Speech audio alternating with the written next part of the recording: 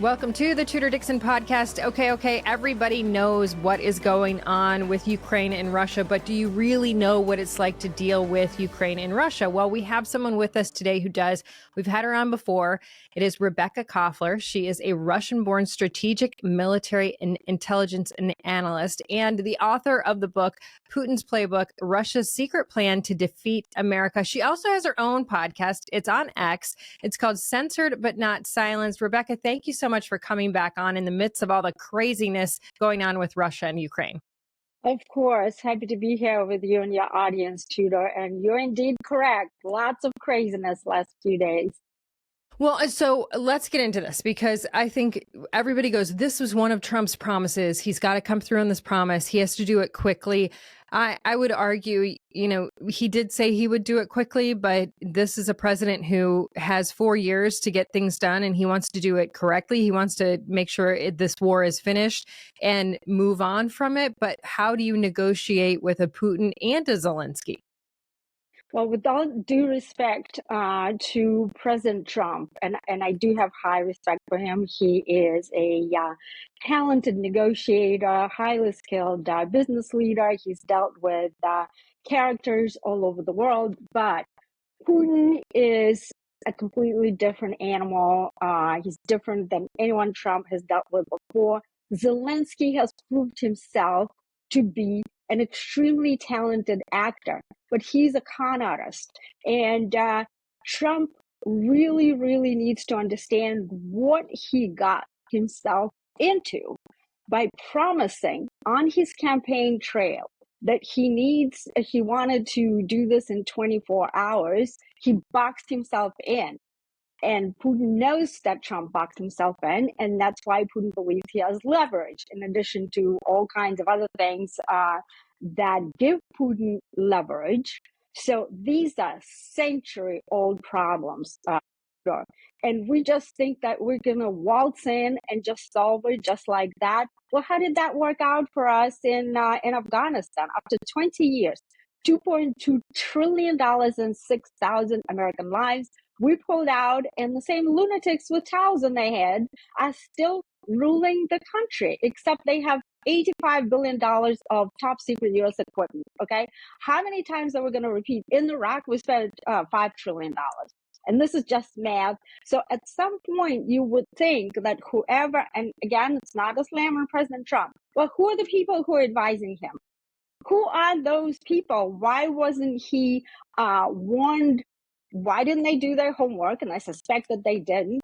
There needs to be some come to Jesus here, not just in Russia, Ukraine, but in all these other foreign wars. So are you saying then that you think that Putin is going to keep going until he has Ukraine? Is he trying to reconnect the Soviet Union? I mean, what do you probably understand Putin's mindset better than most? What is his plan? The plan. What would you have told Donald Trump? I guess I'm saying. Oh, well, I would have told, if I had all the time in the world, or if he had all the time in the world, I would advise Donald Trump to read my book, Putin's Playbook. It's precisely the reason why I wrote this book, because I was exasperated when I was serving as an intelligence officer back in the DIA. DIA is the military counterpart to CIA, right?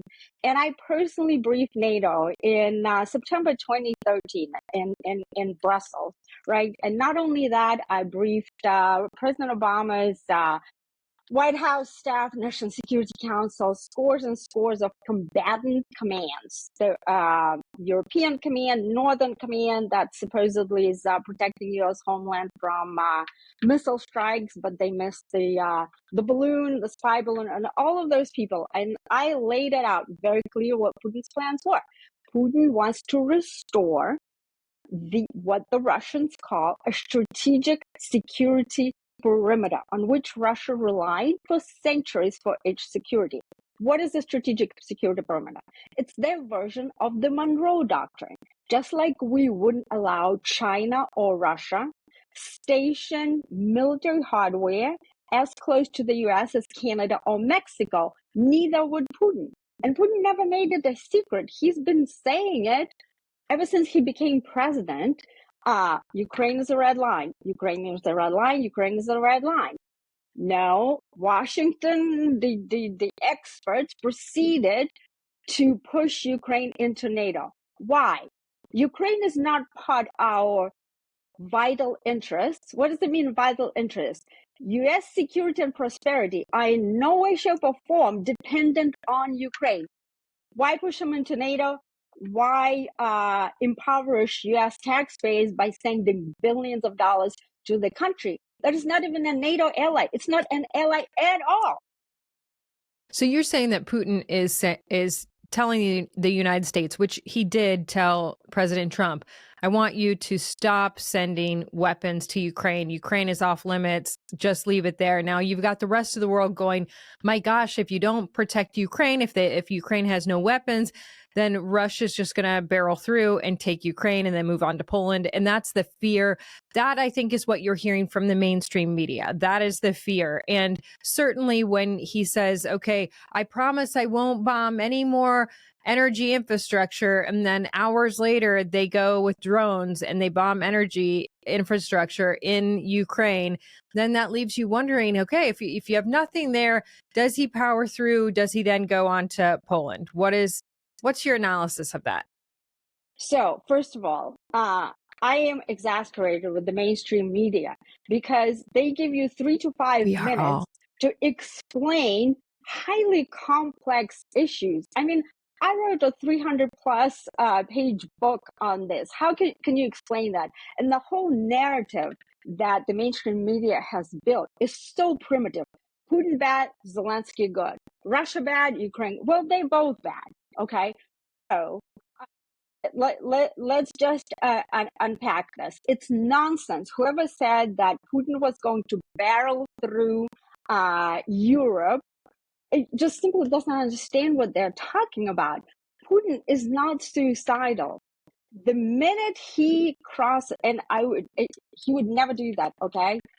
He would never cross a NATO country. Why is that? There's a thing called Article 5, collective defense.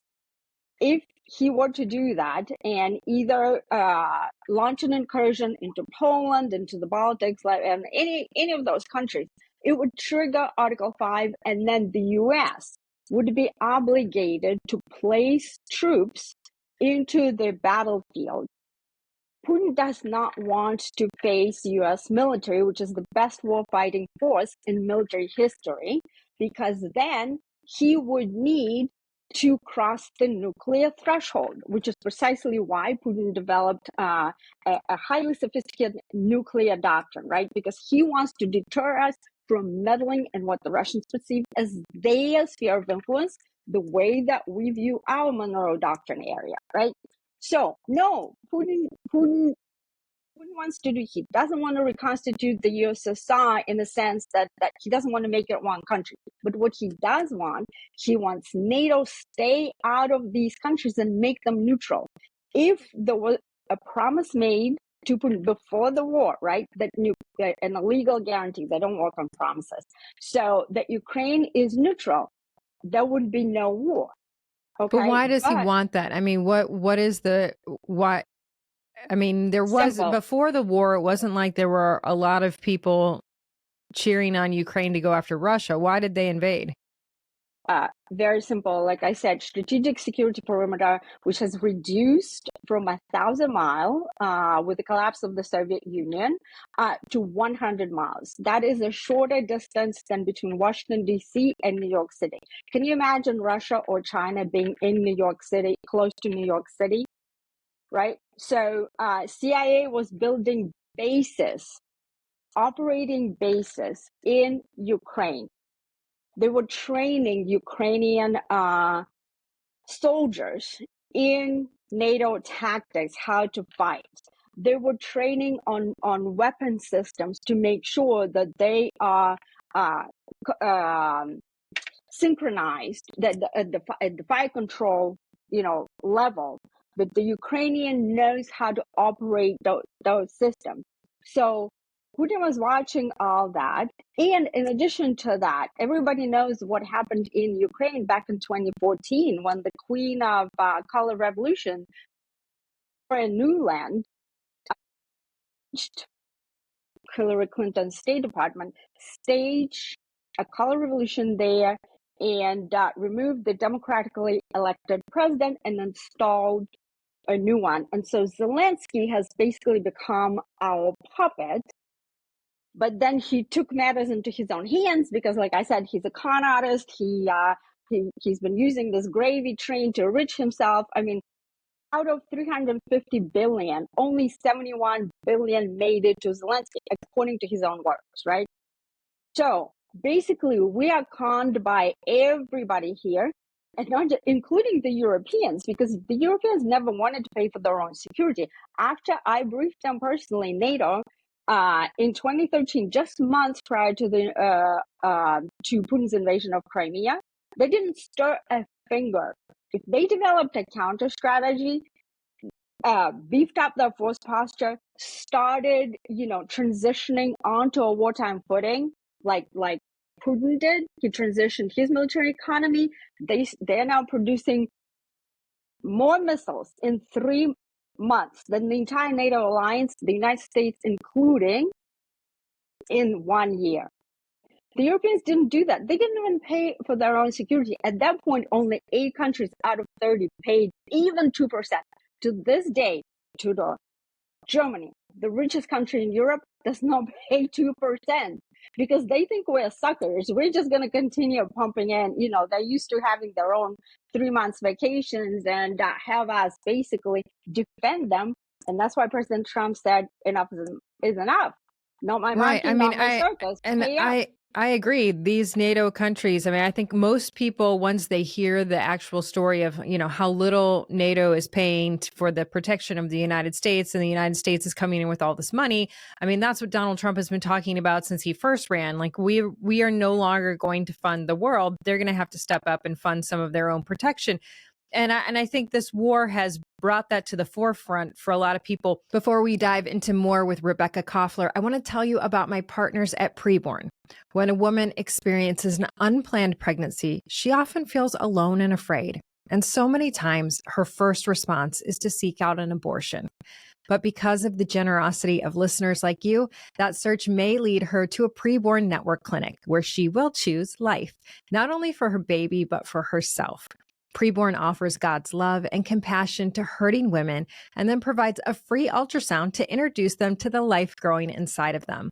This combination brings the ultimate miracle of life to life, which is why Preborn sees, on average, 200 babies saved every day. When Paige found out she was pregnant, she didn't feel she could afford the child, and the father actually threatened her to have an abortion. But when her mom found out, she introduced her to a Preborn network clinic. At the clinic, Paige was given the support and resources she needed to help her choose life, and the dad even started attending parenting classes with her. Now, today, they are raising a beautiful son together. Your tax-deductible donation of $28 sponsors 1 ultrasound. So how many babies can you save? Please donate your gift today. Just dial pound 250 and say the keyword baby. That's pound 250 baby, or go to preborn.com/Dixon. That's preborn.com/Dixon. Sponsored by Preborn. There's this empathy for the Ukrainian people. They were invaded. Are you saying that you think the United States should have just went, this is your problem, we got to stay out of Ukraine? I don't advise, people what to do. What intelligence mission is to tell you what is the art of the possible, right? When we are asked, what should we do? Well, my first question is, what do you want? What is it that you want to achieve? Achieving peace is right now not possible. Now that both countries have climbed up, up the tree so high, and by that I mean we have already provided so much, and we've already put the world on notice how much we're involved. Just walking out right now, it would make us look like idiots. The world will go, well, here they go again, right? They stirred up all these chaos. And then they'll walk away and they'll forget about it. And that's why we can't, do this. For example, look what's going on in Syria right now. Once the Assad regime collapsed, which basically we were propping up the opposition, right now it's the head choppers who are in charge. right? It's the terrorist regime that is right now in Syria, and they are killing Christians like there's no tomorrow, right? And but do you hear this on mainstream media? No, everybody forgot about Syria. The Russians were trying to prop Assad. There's one thing that leaders in Washington need to understand. And I know it's going to sound harsh and like non-traditional, but I'm a realist. I was born and raised in Russia. I know my patients. I've dealt with people like, Putin and KGB, and I was a target myself. There's a reason why dictators like Saddam Hussein, like Bashar al-Assad, like Muammar Gaddafi exist. They keep a lid on all the other lunatics and head choppers, right? Because what happens right now in Syria is insane. People are just slaughtered, but no one talks about that.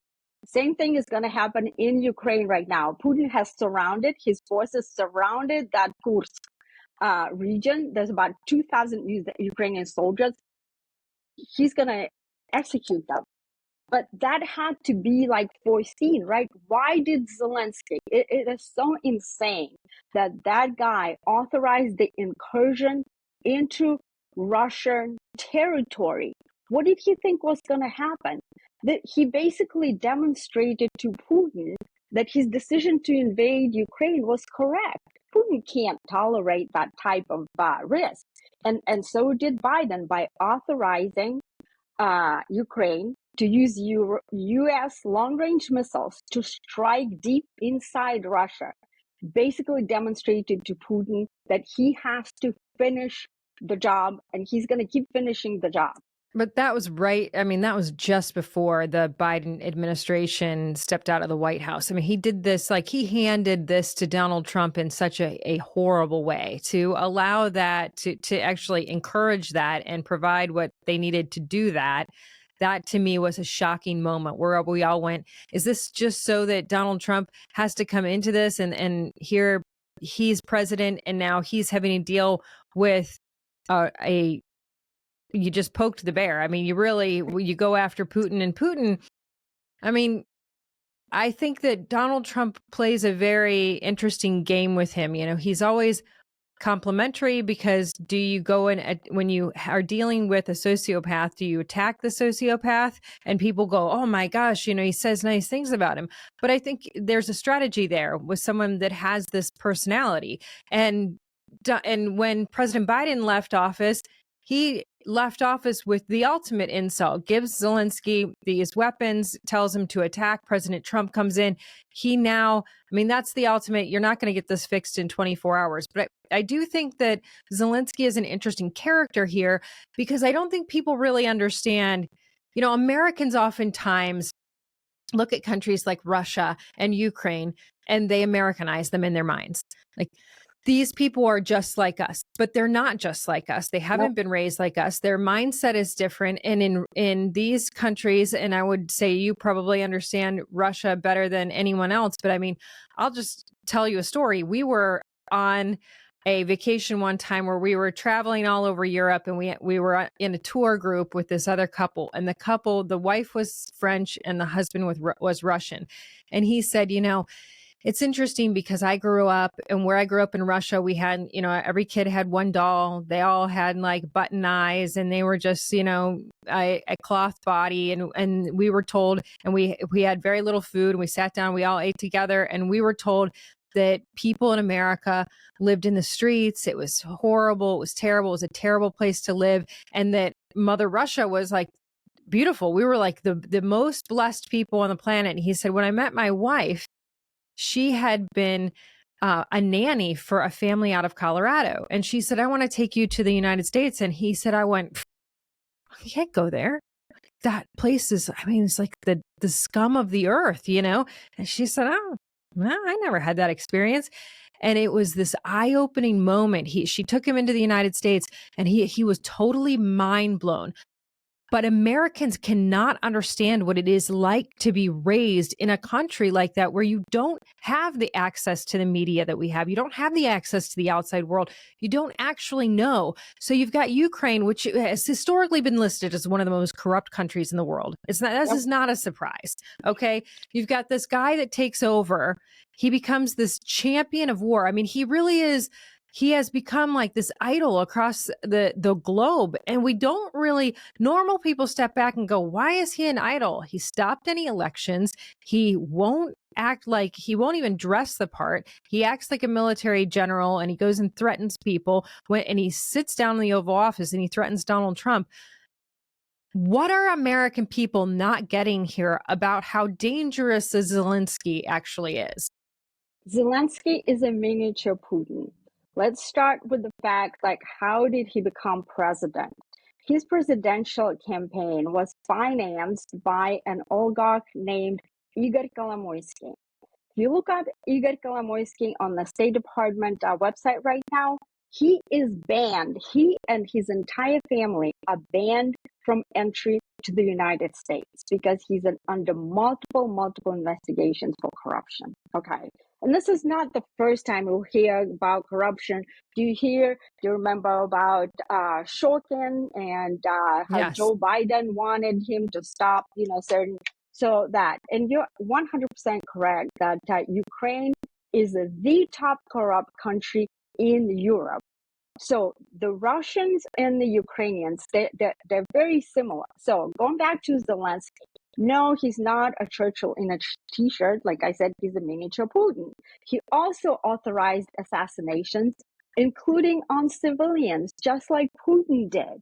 Daria Dugina, who was the daughter of Alexander Dugin, in Russia, she was a civilian. The Ukrainian special forces conducted the operations assassinating her on Zelensky's watch at the hand of his SBU, Служба безпеки України, which is basically the Ukrainian version of the KGB, right?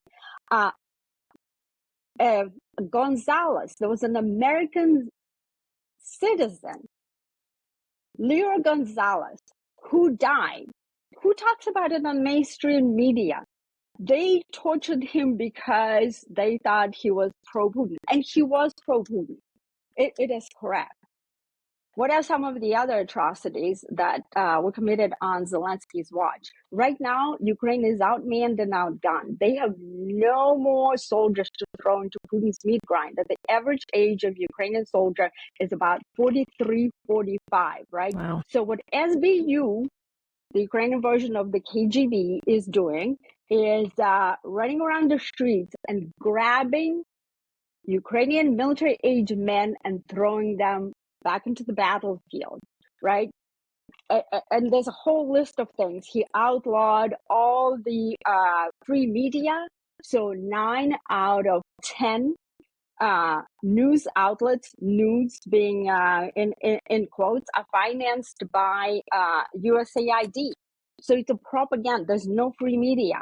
He also outlawed all the opposition parties. So, but because the American people, just like back in Russia when I was growing up, you can't get straight news anymore because it's all propaganda. It's all rah-rah and cheerleading. You have these generals go on air and keep saying how Ukraine can win. And it's the same generals that got us into all these wars: Iraq, Afghanistan, Libya, Syria, just basically enriching the military-industrial complex, the Northrop Grumman, Raytheon, Lockheed Martin. Why are they on TV saying all these things, right? And they wouldn't, the mainstream media doesn't put you on a pan, doesn't allow you.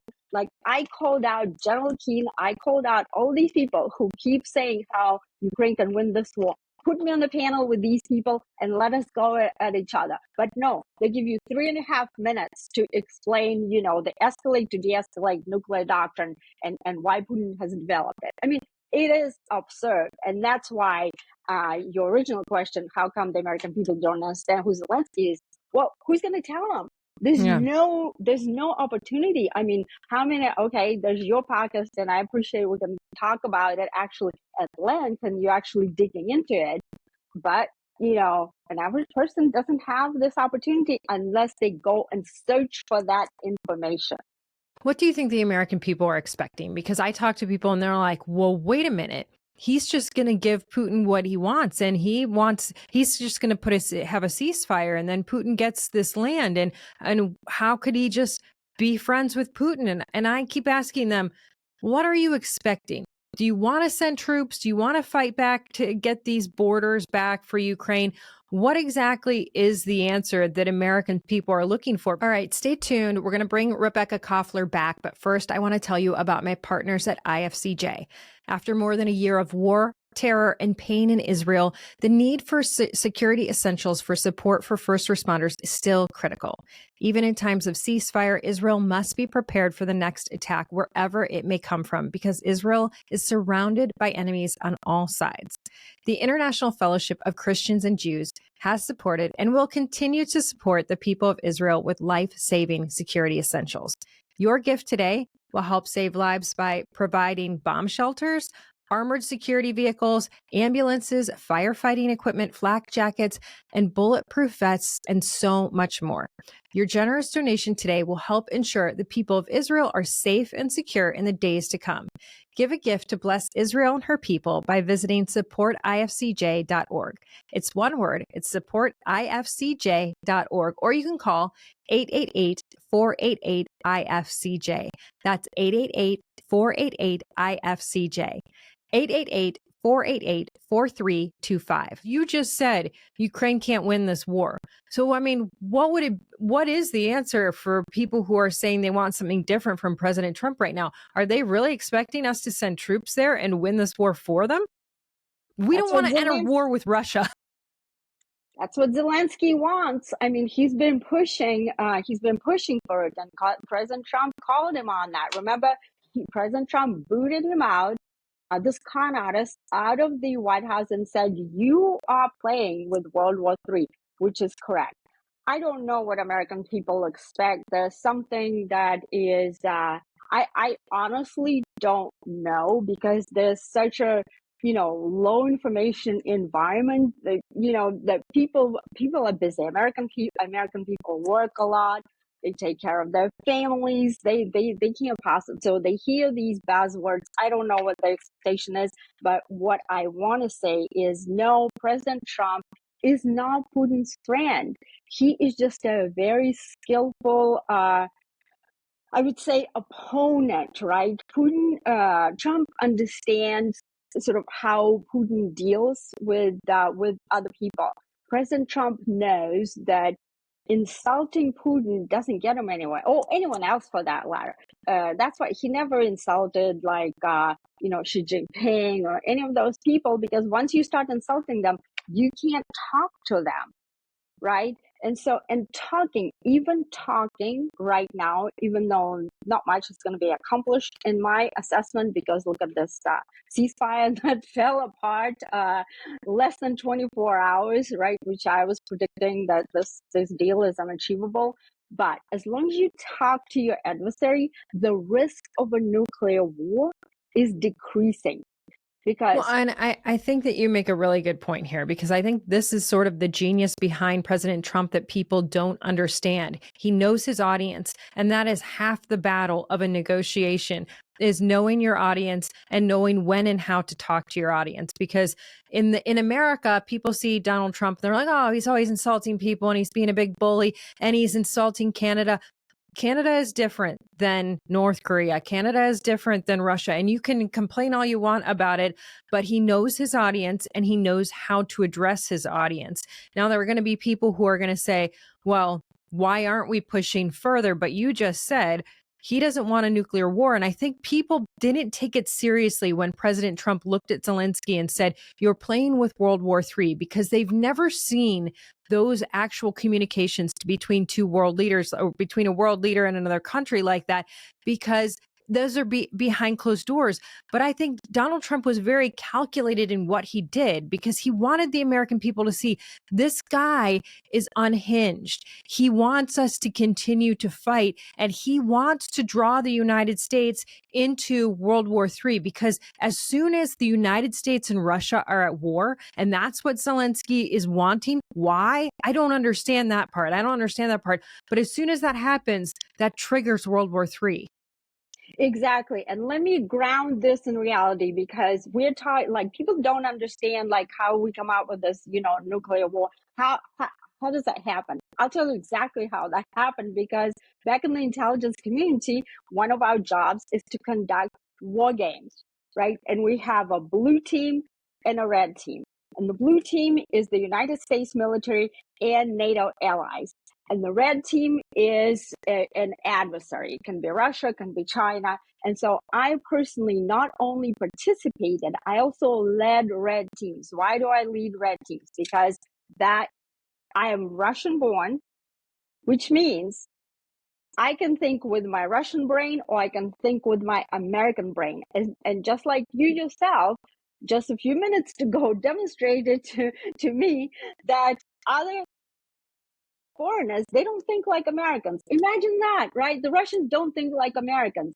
And you didn't even serve in the intelligence community. Do you know how many times I had to explain to the supposed experts in the CIA that Russians don't think like Americans? And I was challenged, and they would tell me, no, Russians don't think like that. And I would say, seriously, we do not?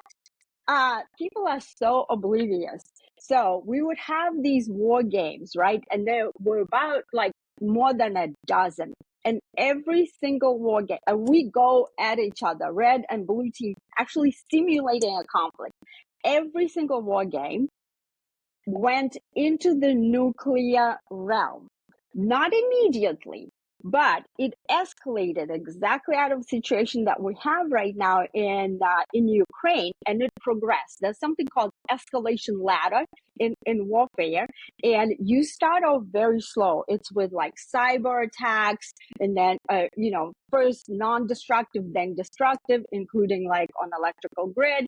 Then it goes to kinetic, missiles actually fly. Then it goes space warfare. Okay, and space, what does it mean? Why did the Russians develop space warfare doctrine? It's because they understand that everything, we are so dependent on satellites for every aspect of our warfare. Command and control, communications, navigation, targeting, missile strike. Actually, President Trump, thank God, developed the space forces. He stood them up 18 years after the Russians and the Chinese stood up theirs. Okay, that's how far ahead in their thinking they are. So they basically had us, the Russians, stand by developing all these various capabilities and saying, don't you dare putting your foot into our sphere of influence, into our backyard. And so going back to the war games, every single war game, again, ended in the nuclear war, and Russia won. Think about that. Why did Russia win? Because Russia understands our vulnerabilities, and they developed the doctrine striking at our vulnerability. Imagine if our electrical grid goes down, right? And you don't even need a missile strike. You can just do it with cyber, right? Or you do what's called EMP, electromagnetic pulse. The Russians and the Chinese are the same way. They have determined that the U.S. culture is such that we have a low threshold tolerance for pain, right? You can apply, that's true. Right? Like, imagine no internet. Like, what are the kids going to do? They can't get on TikTok. Okay. Or imagine Iran, like if we don't have like eggs, like everybody's freaking out right now. Right. So there's a whole system of measures that the Russians developed as part of that doctrine, which I actually described it's all in my book at the unclassified level. And that is why during the war games, Russia won. And it's not only that, China also won in war games. Every single time, U.S. was beat, not because we don't have a bad military. Our military knows how to fight. We're brilliant at the tactical level. Strategically, we're just like so mismanaged because we go in again in these situations. centuries old problems, and we think we're just gonna like solve, and make the world a better place. But it just doesn't work like that. It doesn't work. So let's start focusing on there's so many people in our country that are suffering, like Ukrainians. And yet we go and we try to solve someone else's freedom, right? Why not bring freedom, our own freedoms are right? I mean, look at what the leftists are doing to President Trump. I mean, look at what they tried to do. They basically, he was nearly assassinated. Can we just start paying attention to our land and start returning back to the democratic principles here and start spending money here? I know it may sound harsh to Ukrainians, and my heart is bleeding for those people, but Ukrainians don't support Zelensky anymore. He has 4% approval rating. And whoever's but yes. What could you do about it? He won't hold an election, and that's what the American people don't understand. And I think that there are a few things the American people don't understand, that he's a dictator essentially now, and they say, "Oh no, how could you say that?" Well, he's chosen to say there will be no more elections, and I make the choices, and the people aren't with him. What do you call that? Let's be realistic about what that actually is. And then you talk about China, you talk about Russia. The value systems are different, and when the United States goes in, they're like, we're not going to leave a man behind. These are different attitudes about people, about life, about everything. It's just totally different, about values, about morals, about whether or not how you interact in business. Everything is totally different. And the American people don't realize that. And I think that's even beyond war, what screwed us over with globalization is the fact that we think everybody thinks the same way that we do. And we are a very unique country in that manner. And I agree with you. It is time to put America first. It is time to make sure that we're following up with the other things that President Trump has said that he wants to do. And that is to make America great again, make America safe, focus on our national security. And that's not going to be by getting into World War III. And just before I let you go, I will touch on what you said about Space Force, because when he developed Space Force, people went just berserk. Remember? I mean, people were like, oh my gosh, how stupid, how ridiculous. And I used to say to people, you just look at your phone. Look at your phone. What would you do if you didn't have your phone? What if you didn't have your car? You couldn't navigate in your car. What if you can't check out at the grocery store? How are you going to do anything? Nobody's going to go back to cash and cash registers. Like this all, they take us out up there. They just walk in, they take us over. Donald Trump has looked at this from a strategic standpoint and looked into the future more than any other president in the United States ever has. And thank goodness he's doing that. And when he sits down with Putin, when he says, you know what, I'm going to negotiate this, he's also looking into the future, unlike Joe Biden was when he said, go after Russia, because that was so dangerous. It could have sparked the world war. But you know what? Putin knew Trump was coming in. And Joe Biden, what a coward. He did that just to peacock as he walked out the door, and he put us all in danger. The only reason he knew we weren't in danger, that's the ironic part about it. He knew we weren't in danger because he knew Donald Trump was coming to the rescue. That's the crazy part about it all. Absolutely. You nailed it. I am so impressed with how much of a grasp President Trump has, like not just on geopolitics, but also on military affairs. Because he's just think about that. For 18 years, no other president or military leader, nobody said, let's stand up the Space Force so that we can develop the capabilities, A, to protect our own airspace, and B, to develop the doctrine to give the adversaries like Russia and China the taste of their own medicine. Nobody had the guts to do that, or probably didn't even understand, right? Right. The foresight. Yes. And Trump actually did, and he did that. And so, yes, let's see what comes out of those negotiations, even though I'm not very optimistic, but let's just see what happens. But the most important thing is that Trump is trying to restore peace, not just in Ukraine. He wants stability in the world, and Russia is actually the key to a lot of these places, right? Trump is playing a very multidimensional kind of like chess game, because he wants to split up all these alliances that are a threat to the U.S. He wants to split up Russia and China. He wants to split up Iran and Russia and North Korea. because, and the other day, President Trump said, Russia and China are not natural allies, even though they position themselves as like no limits partnership. I mean, that is so astute. I've been saying it for so many years. Why are they not natural allies? Because I know that the Russians consider China as a threat number 2. Right? They would never admit it because of the longest border in the Far East. And President Trump mentioned that Russia has a lot of land, Chinese have a lot of people, and Moscow has been afraid that Beijing is going to eventually invade that territory. And it's exactly why Putin developed that tactical nuclear weapon capability and the doctrine. The Russians say they developed it for NATO and for the United States to deter us from meddling into their backyard. But in reality, it's for both. It's for China as well. But just think about how much Trump understands, and that's what he wants to do. So let's give him a little time. Same with like Russia, Iran, they're not natural.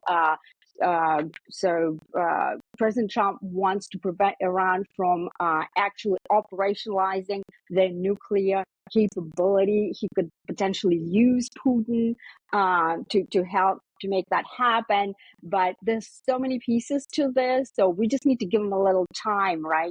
And he's not ignoring it. I mean, I have to say, the fact that he's there, that's a big change from what we've had the last 4 years. We've had an endless war with no discussion. So I mean, I love what you're telling us. Your insight is so appreciated, because I think it is important. What you said earlier about actually digging into this stuff is so important, because I don't think the American people get the full story. But having you here today was just absolutely amazing. I could talk to you for like 3 more hours, of course, and people should definitely go read your book. Rebekah Koffler, tell them where they can find it. Thank you very much. The book is can be found anywhere in any bookstore, wherever the books are sold, including on Amazon. And I also regularly publish my intelligence analysis, classified version, basically on several outlets: Fox News, New York Post, the British Telegraph, and everything is on my X channel. My handle is at Rebekah0132. And that's where I'll also run my podcast that you mentioned, Censored But Not Silenced. Thank you. Thank you so much. And thank you all for listening to the Tudor Dixon Podcast. For this episode and others, go to TudorDixonPodcast.com, the iHeartRadio app, Apple Podcasts, or wherever you get your podcasts. And join us next time. Have a blessed day.